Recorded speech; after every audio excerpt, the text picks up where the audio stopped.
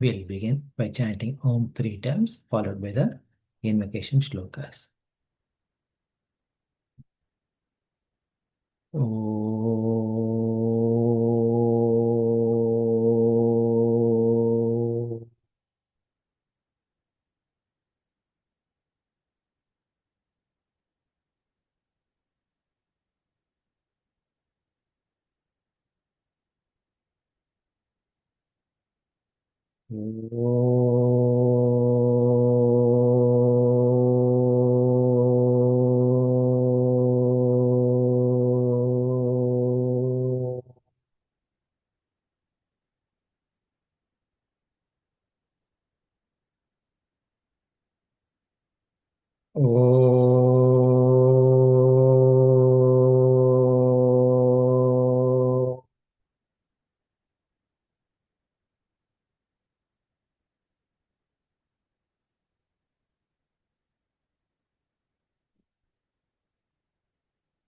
ॐ सहनाववतु सहनौ भुनक्तु सह वीर्यं करवावहै तेजस्विनावधीतमस्तु मा विद्विषावहै ॐ शान्ति शान्ति शान्तिः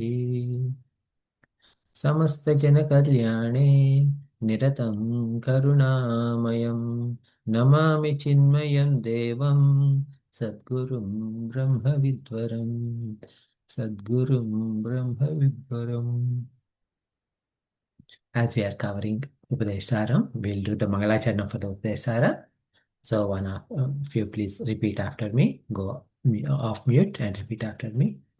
Antaryascha bahirvidhutatimiram अन्तर्यश्च बहिर्विदूततिमिरम् ज्योतिर्मयं शाश्वतम् ज्योतिर्मयं शाश्वतम् स्थानं प्राप्य विराजते विनमताम् स्थानं प्राप्ये विराजते निमनताम् अज्ञानमुन्मूलयन् अज्ञानमुन्मूलयन् पश्यन् विश्वमपीदमुल्लसति यो पश्यन् विश्वमित्पितीतमुल्लसति यो विश्वस्य पारे परः विश्वस्य पारे परः तस्मै श्रीरमणाय लोकगुरवे तस्मै श्रीरमणाय लोकगुरवे शोकस्य हन्त्रे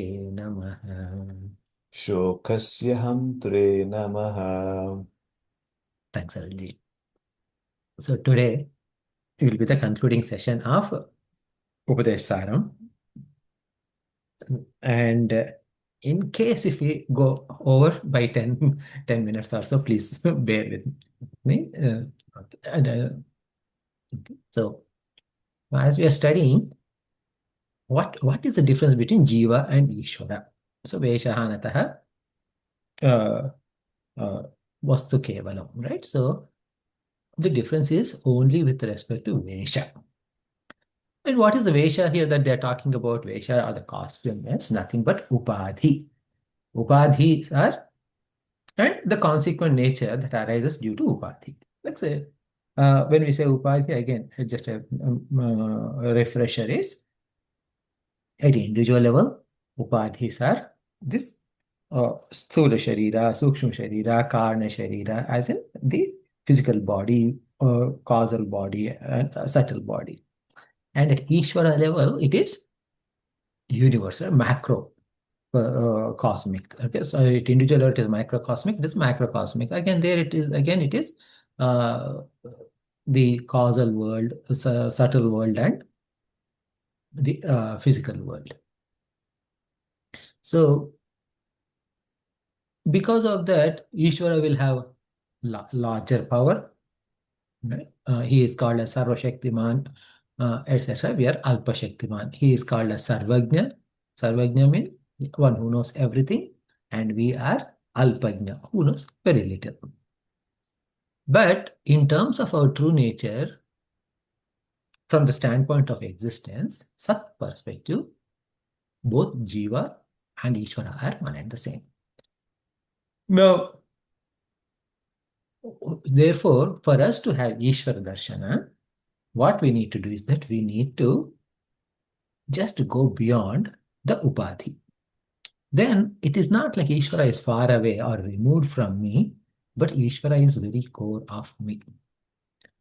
This darshana of my own nature, this is Swa Atma Darshana or Swatma Darshana.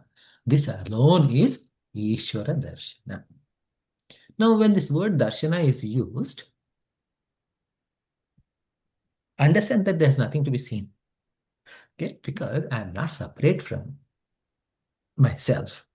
So abidance in myself itself gives the vision of the self. Okay?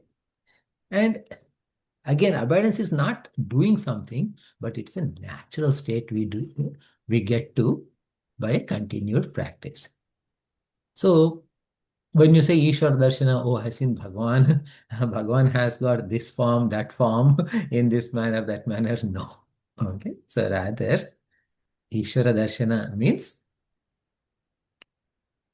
okay, there is no seer of Ishwara because there are no two aspects in Atma, like a seer Atma and to be seen Atma. Right? There's only one thing. And this final knowledge is called as free from jnana and free from ignorance. Meaning, it is devoid of jnana and ajnana. It is beyond knowledge and ignorance. And this is objectless. It is this consciousness that has nothing to do with either knowledge or ignorance, right? So, this Swarupa Jnana, okay, the knowledge of our own true self itself is our final knowledge. So, there's nothing else to be known. It is non-dual, pure consciousness. And that is the final knowledge. Now, here in this particular final knowledge, even though we use the term like knowledge, because it is beyond space, time, and objects, there's nothing to learn also. Even the words, like none of these words make any sense because each of the words, any word that we use, they help understand the concept. So to understand the concept, we need duality. That means that there is a concept that I must understand. But when there is a singularity, there's a non-duality, where is the learning or anything like that? So in this way, there's an inherent limitation in understanding this Advaita Brahman. Okay. And this is challenge that uh, pretty much every teacher and every student have. So then towards in the last session, we were studying that Kim Swarupamiti Atma Darshane Avya Abhava Apurna Chit Sukham. And what is the nature of this Swarupa was considered was it is Avyaya. Avyaya means imperishable. It is imperishable because it is Abhava. It was never born. Okay, what is never born can never perish.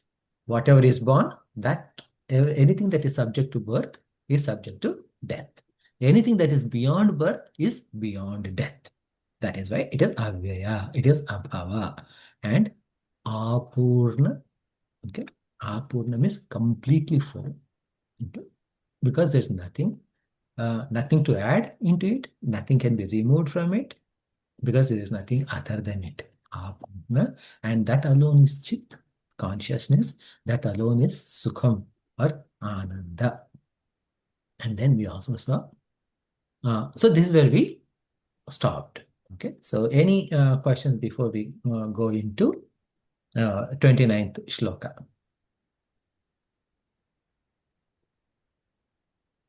Okay.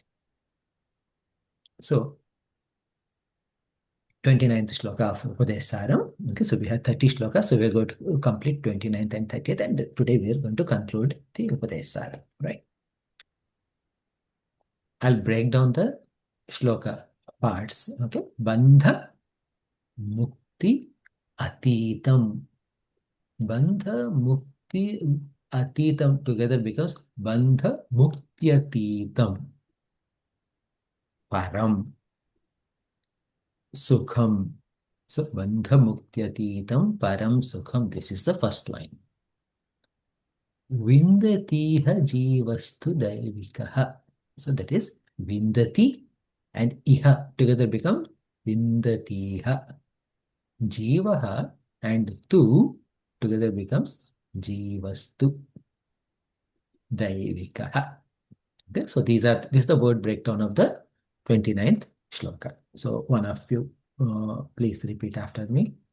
Bandhamukyati tam param sukham.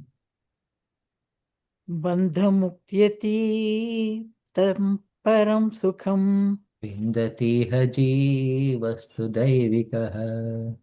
विन्दतीह जीवस्तुदैविकः. Okay, so now in the last shloka, what did we study? It is Jnanavarjitaha Ajnanavihinah. Jnanavarjitaha is devoid of knowledge and devoid of ignorance, right? Because it is beyond both of them. Here, similar thought process is there with respect to bandha and mukti. Bandha means bondage, mukti means liberation. And atitam means beyond. Okay. Okay. It is transcending both bondage and liberation. This is the nature of our, it is continued to talk about the final nature of us. Param, which is absolutely high. Okay. And the supreme, which is the highest. Sukham is referring to Ananda. Okay, right? Vindati means one who attaining something. Iha means right here in this lifetime alone. Okay, while living alone, jivaha means or individual. Jivastu daivikaha. Okay, so and it is daivikaha implies that this the one who has a divine nature. That is the daivika. Daivika is divine, but the one who has divine nature, such a person will attain this here. So what does it mean is there is something called Jivan Mukti. If you are a divine soul, okay, if you are a divine personality, then you can attain this Jivan Mukti state, which is beyond Bandha and Mukti, okay, right here in this life. Okay, that is the idea. Okay. So now let us understand a little bit more. It is said, Bandha Mukti Atitam Param Sukham. So this Sukham is supreme. It is beyond Bandha, bondage, and beyond freedom. So what happens is that when we say Sukham, in Tattva Bodha, etc., in our book, introductory Vedanta books, what we study, there are 3 levels of happiness. Priya, Moda, Pramoda, etc. Now, Priya means you like something. Okay, so if you like something, now let us say mangoes. Okay, I like mangoes.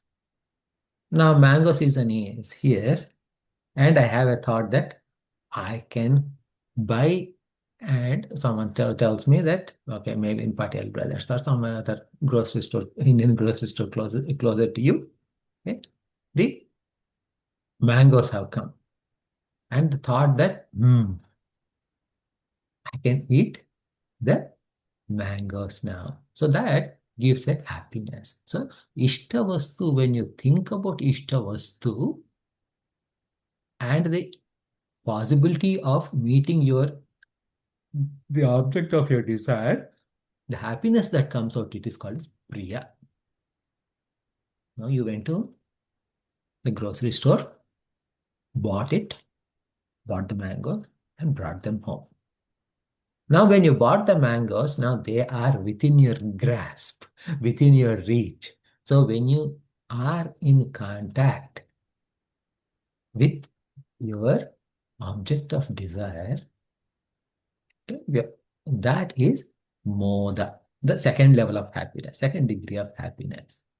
And finally, when you eat it, the final pleasure that you get is called as pramoda.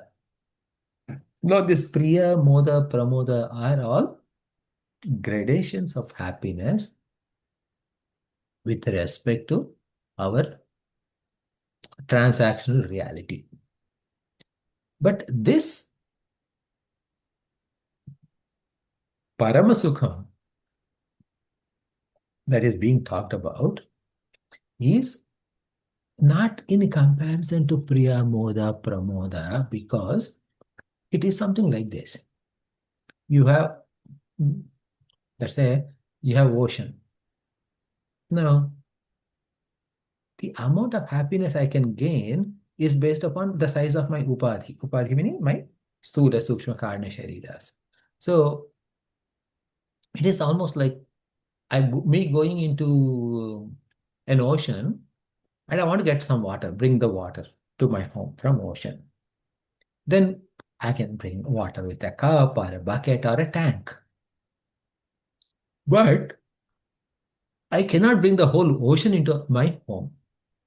If I want the ocean, I just need to go there. That's all. Okay. So here, a person who is in bondage can get liberation. But who is in this bondage? If I look at this, if who is in bondage, ahamvruti, the individuality is in bondage. Now, when ahamvruti ceases, what happened? The aspect, the presence of that individuality is ceased. So then, cessation of that individuality is liberation. Now, what is my true nature? Am I that presence of that individuality, or my true nature is Atma? So, if I understand that my true nature is consciousness, then it is Chit Sukham, Param Sukham. For this Param Sukham, there was never a bondage and hence no liberation. And what is this ahamvritti that we are talking about? That itself, ahamvritti itself is apparent and it is a superimposed on the substratum of consciousness. So this consciousness substratum is never aware of this superimposed ahamvritti. What do you mean? No, supposing, in desert sometimes you will see mirage, right? Now, what is the root cause of mirage? The desert.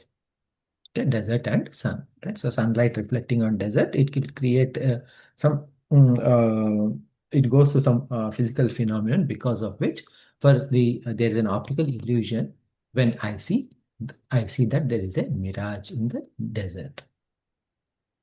Now, desert is not aware of mirage and desert is never impacted by any mirage. Okay. In Bhagavad Gita, chapter 9, Bhagwan, there are two shlokas. Across these two shlokas, he makes 4 contradictory statements. Okay? So he says, Maya tatamidam sarvam jagat avyakta murtina masthani sarva bhutani nachaham teshva avasthitah. Nacha matsani bhutani pashyame yogameshwaram bhuta bhrunna bhutastva mamatma bhuta bhavana. Okay, these are the 2 shlokas. Now in this, there are, I said, 4 statements that are made. First statement says, Maya tatam idam sarvam jagat. That's what he says. Maya tatam idam sarvam jagat. That means I pervade throughout this Jagat, throughout this universe. Make sense? Bhagavan is pervading everything. Yeah. Then he says, Matsthani sarva bhutani. That means all the bhutas, all the bhutas meaning all the jivas are in me. Okay. Okay. The third statement it says, Na chaham teshu avasthitaha. Meaning I do not reside in them. I am not in them. Okay. The first statement is I pervade everything. And now the third statement is saying that I am not in them. And the fourth statement he says, in the second statement he said they are all in me. And in the fourth statement he says, Nachamatstani bhutani. They are not in me. That is the meaning of the fourth one. And it says, I mean, this is not part of the four statements, but then he says, Paschame Yoga Maheshwaram. Look at my yoga. Look at my splendor of my yoga. Arjuna, that's what he's saying. So now, these statements, I pervade all, they are all in me, I am not in them, they are not in me. And all these four statements is not like, one statement was made in chapter 2, one statement is made in chapter 5, one in 15. Like, okay, so Bhagavan probably forgot what he was talking few minutes ago. It's not like that. He made those four statements back-to-back statements, nothing in between, right? So this confuses people quite a bit. So what does it mean is, when Bhagavan says that I pervade all, okay, Maya tatamidam sarvam jagat, what it means is that it is something like this. Okay, if you look at the ocean, okay, in ocean there is water, and there are a lot of waves are there. And then what happened is this water alone is in all the waves. That's what it means. Yeah, okay, understood. Got it. Matsthani sarva bhutani, they're all in me means water pervades in all waves, but all waves are in the water itself, right? Yes, yes, yes. That also makes sense. But what about this third statement? Nachaham teshu avasthitaha, I am not in them. Whatever happens to waves, see, waves are what is happening to waves in the ocean? Waves are rising. Okay, there are small waves, big waves.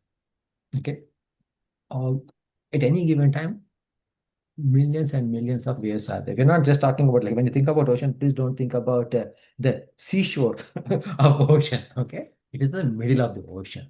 Okay, they have water everywhere, not a drop to drink, they say, right? Like that, water everywhere, and there are a lot of waves all around you. Now, constantly waves are rising.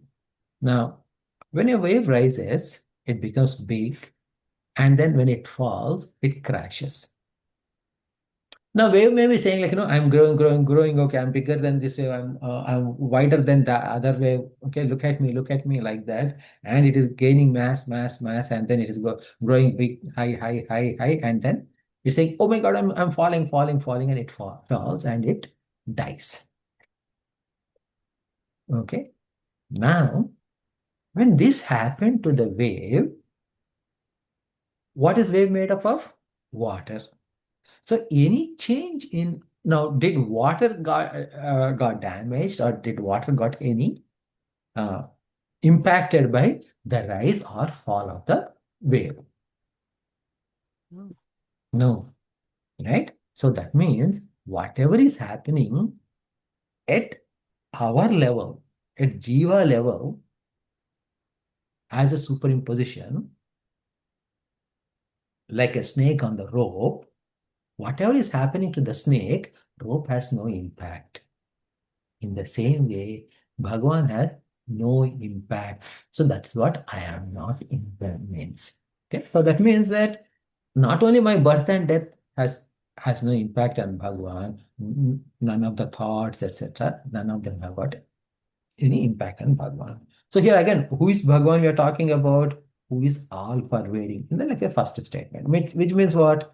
My Atma has no impact in independent, and it is independent of whatever is happening in my body. Okay? My body is born, my body is growing, my body is decaying, my body dies. It has no impact. My true nature, my Atma has got no impact. I am having a good thought or a bad thought. I am having a silly thought. I'm having fun, I'm happy, I'm sad. My Atma means it is not my Atma, my Atma, my true nature, which is Atma, has no impact independent of the thoughts that are coming and going. Okay. So this is what it is said by Nachaham Teshu Avastitaha. And then in second statement, I said, right? Matsthani Sarva Bhutan, they are all in me, and the example are all waves are in the water. Now, this fourth statement, Nachamasthani Bhutani, is they are not in me. Okay. Now, this is an interesting statement. They are not in me, meaning of none of the bhutas and none of the jivas are in. Means what? If if you look at the this universe from pure existence perspective, there is never a universe. If you look at, if you're looking at snake, superimposition of snake on rope, there is never a snake on the rope. In the same way, so that snake is never in the rope. In the same way, when you look at this water and wave example, these waves don't have any independent existence other than water. Whatever form a wave takes, etc., there is no such thing as a wave. Say, for example, if you um, no, many of you are living in on a seashore. Like close to ocean. Now, someone in Kansas City, they said like, no, I never been to ocean, I never seen waves. So you decide to take few waves from seashore, from ocean to Kansas City. What do you take? What are you taking? Water. Yes, water. Okay, there's no way. Okay, all that is there is water alone. So in the same way, so this idea, so the first three statements that are made, okay, both in terms of I I pervade every beings, all beings are in me. I am not impacted by any of these beings. They are all from what we call as transactional reality. Whereas the final statement, there are no beings in me, is ultimate paramarthika, meaning it is from a highest form of truth. Okay, so this is what. Now here, why you are talking about all of this is, again, just to remind you, bandha mukti atitam param sukham. There is no bandha, there is no mukti. Bandha and mukti are all for this individuality. But that individuality was never there. It is a mithya. Okay. Now, this knowledge can be attained by anybody. Right here, Vindati. Vindati means it can be attained. Iha, right here. Jivastu, while living alone. However, even though anybody can attain, it can be attained only by an individual who is divine, Daivika. Now, what is this Daivika? That is someone who has sadhana chatushtaya sampannatvam. One who has right qualifications for this, right? Sadhana chatushtaya sampannatvam, again, we studied in Tattva Bodha and other basic texts. Just a quick refresher is Viveka, your ability to discern between what is permanent and what is impermanent, and hold on to permanency and drop off impermanency. That is Viveka. And when you're holding on to permanency, what happens is you don't have any interest for impermanent things. So the entire world is impermanent. So you have a detachment or a dispassion to this entire world and worldly existence. This is Vairagya. And then Shamadhi Shatka Sampatti, a sixfold wealth, spiritual wealth.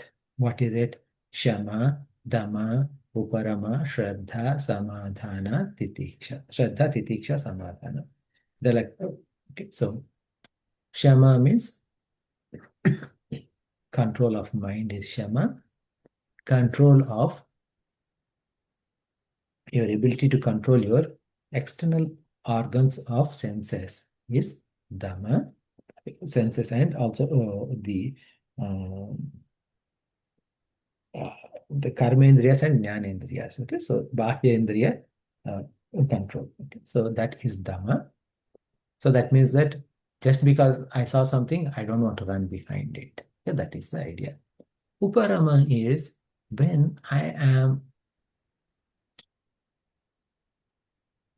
keeping my mind in control, and when I'm keeping my all our external organs are in control, then what happens is that I will only end up in performing right action alone, my duties alone, and the sway of likes and dislikes on me are reduced. So that, and as a result, I have got a modicum of peace in me. That peaceful state in me, which is not permanent peace. Okay? This is not the sukha that is being talked of, Sachidananda, not Ananda, but this is a transient peace, that is Uparama. And because this knowledge, this Atma Vidya is way beyond my organs of senses and mind and intellect, I need to have faith in scriptures, teacher, teaching, and myself. And that faith is called as Shraddha. And then, now this path is not easy. We will face a lot of obstacles, and not to get uh, uh, able to face those challenges is called as Titiksha. And Samadhana is when you are able to get over all these obstacles and your mind is in control and you're totally able to focus on this knowledge, that ekagrata, the chitta ekagrata, the mental, okay, that undivided attention, that is called as samadhana. And then finally, mukshutvam is the final one, which is the fourth qualification. So Viveka is first, Vairagya is second, Deshama, Dhamma, all the sixfold wealth is the third, and finally Mumukshutvam. Mumukshutvam is burning liberation to, burning desire to attain liberation in this lifetime. That is Mumukshutvam.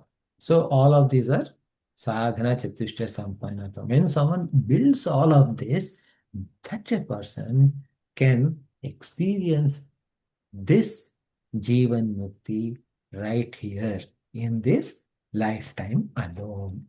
That is the meaning of this shloka. Any questions before we move to the final verse?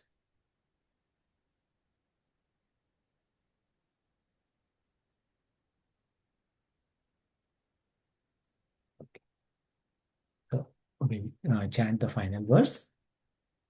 Aham apetakam. Together becomes aham apetakam. Nija vibhanakam. Mahadidam tapo, that is mahat idam tapaha. Three words are there. Mahat idam becomes mahadidam tapaha. Mahadidam tapaha. And because of sandhi with the next word, it becomes mahadidam tapo. Okay. Ramana vak iyam. Okay. Three words. Ramana vak iyam together. All three together becomes Ramana Vagiyam. Okay. Please repeat after me. Ahamapetakam nijavibhanakam अहमपेतकं निजविभानकं mahadidam tapo ramanavagiyam. महदिदं तपो रमणवागियम्. So this shloka actually is not part of Upadesha Sara, as in this is a statement that is made by Muruganaji. So we'll come to that point. Okay, so first let us understand this shloka. Aham, aham means this aham vritti. Apetakam means when it goes away. Okay, when it falls away, this aham apetakam. Then what happens? We know this one in the past also we studied, right? Um, uh, what is the shloka we studied? Was something like Mahadidam Tapo. No,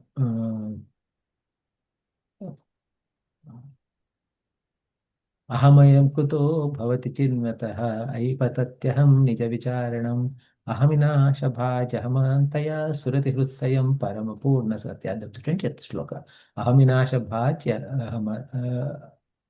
तया स्फुरतिहृत्सयं परमपूर्णसत्. In the 20th shloka we studied that when we do the vichara and when this aham falls off, our true nature will shine forth. Similarly, the same concept is being repeated here. So that means what? This is the final conclusion. Word that when we are freed from aham vritti, the true self ever shines. Aham apetakam nija vibhanakam. Mahat idam tapaha. Mahat idam tapaha, right? This is mahat tapaha, tapas. Okay? This is the greatest tapas. Tapas, why tapas? Because we know the term tapas, and tapas means we can translate into English as austerity. But what is our script? Tapas means, according to our Hindu scriptures, is tapasa kalpasham hanti. With tapas, we get rid of dirt. So that means tapas, any kind of tapas, frees us from the dirt. But what happens is that, say, I'm wearing a shirt. Every time I put this in the washing machine, the dirt is gone. Yes. But later on I wear this, again it attracts dirt. And this dirt keep coming back. But this, so that any tapas can do that. But this is Mahat tapas. You're talking about what is this supreme tapas? Oh, it has got a particular feature. What is it? What is this Mahat tapas? It is the self-inquiry. This self-inquiry will put complete end to the dirt. Because what happened is that it removes the individuality, it removes the jiva aspect who is accumulating the dirt. So it's basically, it will put an end to the dirt that we say sometimes, when you are yelling, especially in India. I don't know if you heard this term. in our schools, especially like teachers used to, at least in my school, our teachers used to call you dirty fellow. They would say, okay. So this tapas, this mahat tapas, it will not just clean the dirt, but it will put an end to the dirty fellow. So there's no dirt anymore. So what is the dirt we are talking about is our punya and our papa. They both are dirt. So mahat tapas will not just clean the dirt, but rather remove the individuality. So in the example that we said, right? Uh, if the shirt is dirty, I'll put it in dishwasher and it cleans the shirt. But this Mahatapas is in such a way that it makes the shirt disappear. Okay? Because there's no more shirt, there's no more dirt to connect it. So this is what it is. The self-inquiry will remove the root cause of the dirt accumulation. This Yam Ramana Vak. This is the teaching of Ramana Maharshi. Okay. So now, okay, so I was telling you this, right? That uh, do you remember like how I think we started this about this is the 20th session or something. So that means 20 weeks and maybe like some couple of weeks here and there. So maybe 24 weeks ago, 6 months ago, we started this text. So do you remember like what was the overall context of this Upadesha, Sara? That there was a devotee of Ramana Maharshi Ji who was writing Shiva Purana in Tamil. Okay. And then in that Shiva Purana, when they're writing Shiva Purana, when he was writing Shiva Purana, there was a scene, right, where there are some rishis in Darukavana. And these rishis were all karmins, means they would perform karma. And they got a lot of powers by performing karma. And they were arrogant with their ability to perform karma and enjoy. But however, the thing is that we know that there's a limitation of karma where karma at the most can take you to Swarga and back. Swarga and back means one way to understand is, yeah, it will take us to up to heaven and bring us back. And the other way is it will give a very good high level of desires fulfillment and satisfaction, pleasures, etc. But nothing beyond that. So Bhagwan Shivji had his grace on them and he wanted to bring them over their false thought process. So to do that, what he did, he he and Lord Narayana together played a trick on them.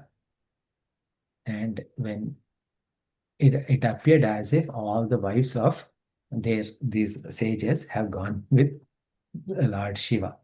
So then they got so much angry and they fought with him, and none of their astras, shastras, whatever they used, none of them worked on him. So then they wanted to know what is that great power that he had and how did he acquire that power. And so then that is when he started teaching this Upadesha Sara. So the teaching, so when this Upadesha Sara teaching has to be started, Muruganji was confused, not confused, but he did not feel that he's the right person to give this teaching in brief. So that is when he requested Ramana Maharshi Ji to write that message. So Ramana Maharshi Ji summarized this teaching in 29 shlokas. Now, when the 30th shloka, the last shloka, was added by Muruganji, saying that this is how the final statement of Lord Shiva, who is Ramana. Then after, so now obviously, like, what is not there in these 30 verses is that, but it is part of a Shiva Purana, right? So in the subsequent shlokas, it is said that hearing all of this, those rishis of the Dwarkavana, they prostrated to feet of Lord Shiva and understood that their path uh, of doing just karmas alone is not going to get anywhere, and they express their gratitude to Bhagwan, and then they started doing self-inquiry. So this is the conclusion of Upadesha Sara. So I'll pause here if you have any questions.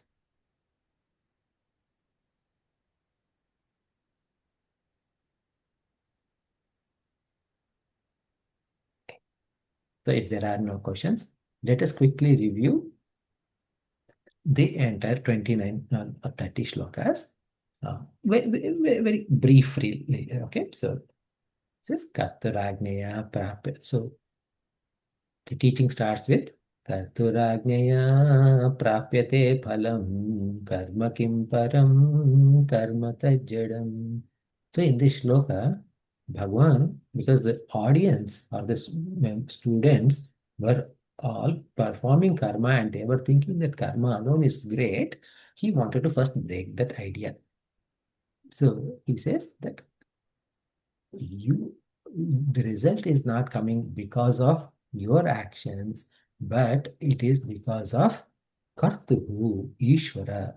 Okay? Karma itself is not supreme because karma is inert. And then he shows the problem with performing karmas. Okay? Kritimaho dadhau patana karanam phalamashashvatam gati nirodhakam. Because actually performance of karmas is like a great ocean, and that is a cause of our downfall, because no matter which karma you do, the result that is you get is temporary. And but you want to get more and more results, and you are getting in this samsara of performing karmas, and where is the time for you to attain liberation? So what is the solution? Perform karma yoga. That was said in the third shloka. Ishwararpitam nechaya kritam chitta shodhakam mukti sadhakam. So Ishwararpana buddhi. Okay. With that you perform karma. So that means that they're talking about karma yoga. And that will, what will it do is it purifies the mind, chitta shodhakam, and it will you will become eligible for mukti. So it becomes an instrument through which you can gain mukti. So this is karma yoga. And remember, like we said, Upadesha Sara is message of it covers not just karma yoga but all four paths, right? So then he starts taking up the bhakti path, bhakti yoga. Kaya Vangmana Karyamuttamam Pujanam Japas Chintanam Kramat. So you can perform devotion, you can have devotion through Kaya, Vak, Manaha. So Kaya means physical body, Vak is through speech, and Mana is through mind. And with body you can do puja, with Vak you can do japa, and with mind you can do chintanam. So these are the things that you can do. Now, what is puja? Jagata Ishadhi Yukta Sevanam Ashtamurti Deva Pujanam. You can start with doing puja in temple or at your home, but the final puja is understand this entire world, Jagat, is Isha alone, Bhagavan alone, and with that you do seva to entire world. And In that way, Ashtamurti Bhrut Deva Pujanam. Ashtamurti is 8 forms of the Bhagwan. So that means that all these 5 great elements, and all these 5 great elements, we are all made up of those 5 Panchamahabhutas only, right? And Jiva, okay, Surya, Chandra, like that, they're all together because 8 form. Understand this eightfold Bhagwan, Ishvara is there, and then anything and everything is mixture of these 8 things only. So pray to everybody, treat everyone like God. That is the idea. Then with speech, what we need to do? Uttamastava tuchamandataha chittajam japa dhyanamuttamam. So you can sing glories or chant quietly or chant mentally. Among and then chant loudly, I said. Actually, like you can do actually, sorry. Stavat is doing like stuti, like as in Lakshmi is probably yesterday being Deepavali, you must have done some kind of Lakshmi puja, etc. Stuti, stotram, singing, bhajans, all of that. Then chanting loudly, chanting slowly, quietly, and chanting in the mind. According to this, the 2 is better than 1, 3 is better than 2, 4 is better than 3. So that means mental chanting is best. Chitta Janjapa. So when we perform that, when we start performance of that, right, initially we are going to have little bit challenges. Eventually we get to some kind of a equilibrium. Ajyadharaya stotrasa samam, srotasa samam, sarala chintanam, viralata param. So Ajyadhara. So one, and then srotasa samam. Srota means river. When a river is flowing, it hits a lot of blocks. Like obstacles, etc. And yet it will go and merge in ocean.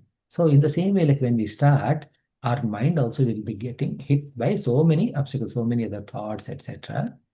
But eventually, it will become like ajyadhara. Ajyadhara means a flow of ghee. So from there, like a river flow to flow of ghee. That is how we want to move forward. Okay. And Bheda Bhavana Sohamityaso Bhavana Bhida Pavani Matam. So when we are doing this chanting or anything like that, you have 2 options. One is that this Bhagwan is separate from me, and the second is Bhagwan is same as me. Compared to duality, non-duality is better, meaning Bhagwan and I are one and the same. Bhavashunyava bhavasustitihi bhavanad bala bhaktiruttama. So this bhakti, that devotion is stronger when you have your bhavana. Bhavana means feeling, thought. What is the thought we're talking about? Bhagwan and I are one and the same. And then, Hrustale mana swasthata kriya bhakti yoga bodhascha nishchitam. The purpose of all this 10th shloka is an interesting shloka, is that purpose of all our penances, meaning like all our practices, is simple.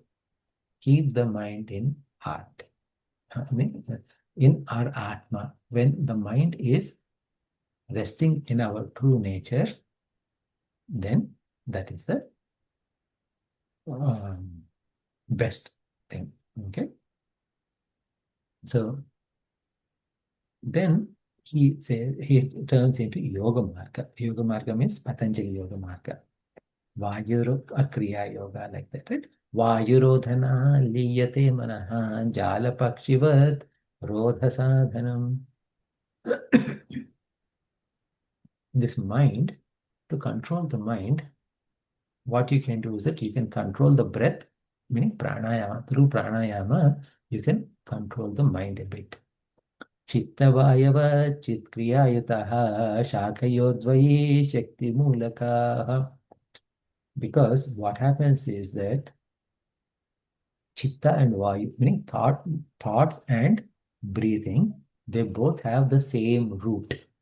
Okay, they both come from the same branch. There are two branches from the same branch. So just like when you want to get to a higher branch, what you do is that you hold on to a lower branch and pull it down, so the higher branch also pulls down. That is the idea. So to control the mind, you need to control the breathing. So this is the Patanjali Yoga Marga. लय विनाशने उभयरोधने लयगतं पुनर्भवति no मृतम्. But what happens is, in this model, as long as you are in the you're doing breath controls, pranayama, the mind is in control. The moment you start pranayama, the mind goes free again. Pranabandhana linamanasam ekachintana shametyadaha. So what you need to do is that when you are able to control the mind, you need to have ekachintana. Ekachintana is again thinking about the oneness of between you and God, meaning basically Advaita Chintana. Then that will help you to permanently control the mind. Nashtamanaso krushtayoginaha krutyamasti kim swastiti yataha.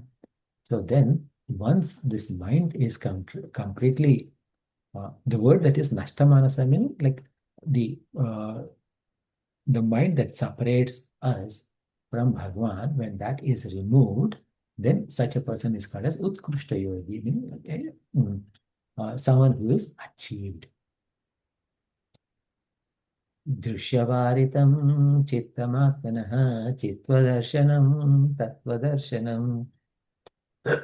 So then, with that, like the previous shloka, he covered the Dhyana Marga, the Kriya Marga or Yoga Marga, and now it turns into Vichara Marga.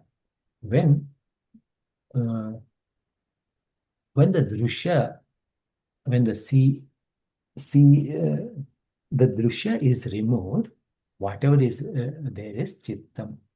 Okay, Atma alone is there, and ability to the Chitta is alone is Tattva Darshanam. Okay.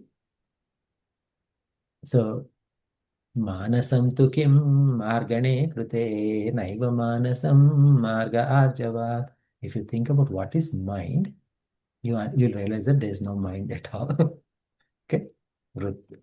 And then, how is that possible? That is explained in the next one. Vrittayastu, yeah. Vrittayastvaham vrittimashita vrittayo mano vidyaham manaha. So, mind is nothing but flow of thoughts. And understand that this flow of thoughts alone is mind. Ahamayam kuto bhavati chinvataha aipatatyaham nija vicharanam. So once you start thinking, who am I? That concept of I itself will fall down. Ahminashabhajaha hamantaya spurati hrutsvayam paramapurnasat. When this I thought falls down, what happens is there's another I that would rise above. And this I is not like the previous I. The previous I is a false I. This is the real I. Idamaham pada bhikyamanmaham ahamilinake pyalaya sattaya. This I alone is a real I. And this is worthy of praise.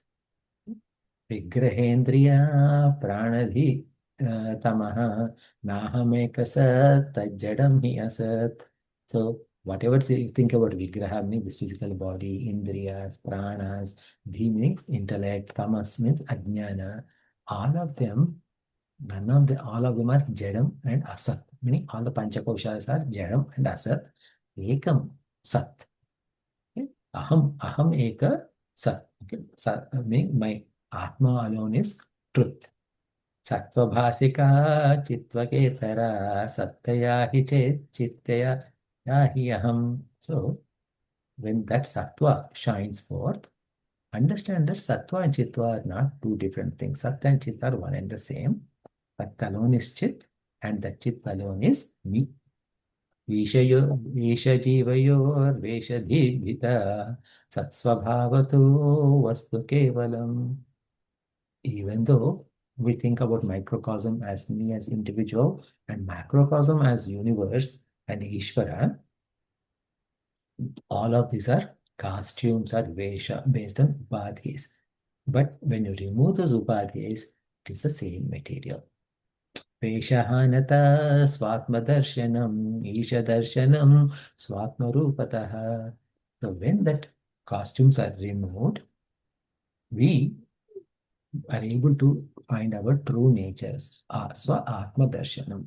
That alone is Isha Darshanam. Because that is also my Swa Atma Rupa. Atma Samsthiti Swatma Darshanam Atma Nirdvaya Atma Nishtata. So there are no, in this Atma, there are no duality. So Isha Darshana and Atma Darshana are one and the same. ज्ञानवर्जिता ज्ञानहीन चेत ज्ञानमस्ति किं ज्ञातुमन्तरम्. This Atma Darshana or this jnana, this knowledge is beyond, this consciousness is beyond knowledge as well as ignorance. Okay? And there is no difference between knower and known. It is all one and the same. किम स्वरूपमेत्यात्मदर्शने अव्यया भवा पूर्णचित् सुखम. And what is this my swarupa? Avyaya, imperishable, abhava, unborn, apurna, completely full, and it is chit and it is sukham.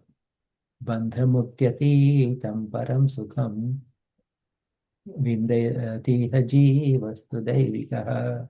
This is beyond bandha, bondage, and beyond liberation, and this is supreme sukham, and this can be attained right here by anyone who is pure of heart. Daivikaha. Ahamapetakam nija vibhanakam mahadidam tapo ramanavagiyam. So when this ahamvriti falls off, our true nature will shine forth. This is the greatest tapas, and this is the word of Ramana. So Ramana means Bhagavan, Ramana also means Ramana Maharshi Ji. So there's a dual usage here. With this, with the grace of Puja Guru Swami Chinmayananda Ji and Bhagavan Ramana Maharshi Ji, and thanks to my teachers from Advaita Ji, we are able to complete Upadesha Sara. So, once again, if you have any questions, please let me know. Otherwise, as I told you before, starting next week, we'll be starting Kathopanishad.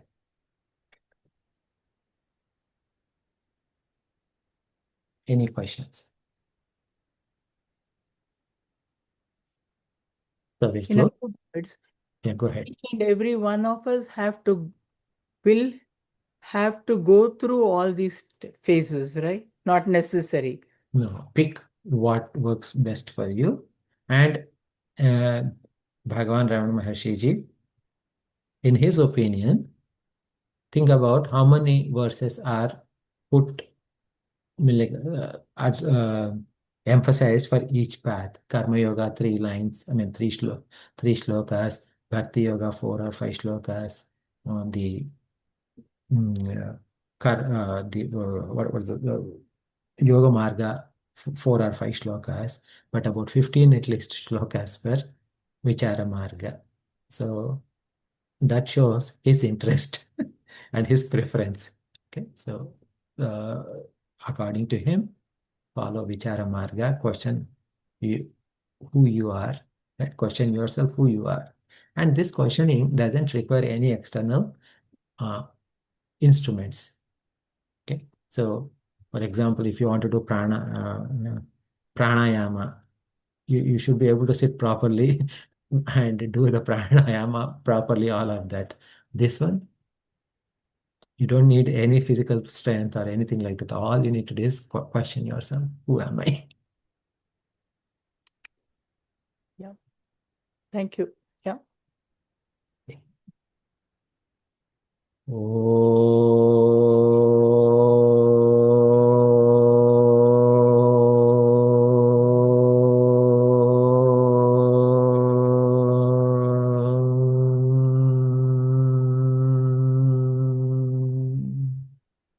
पूर्णमदः पूर्णमिदं पूर्णात् पूर्णमुदच्यते पूर्णस्य पूर्णमादाय पूर्णमेवावशिष्यते ॐ शान्ति शान्ति शान्तिः हरिः ॐ श्रीगुरुभ्यो नमः हरिः ॐ. Thanks everyone for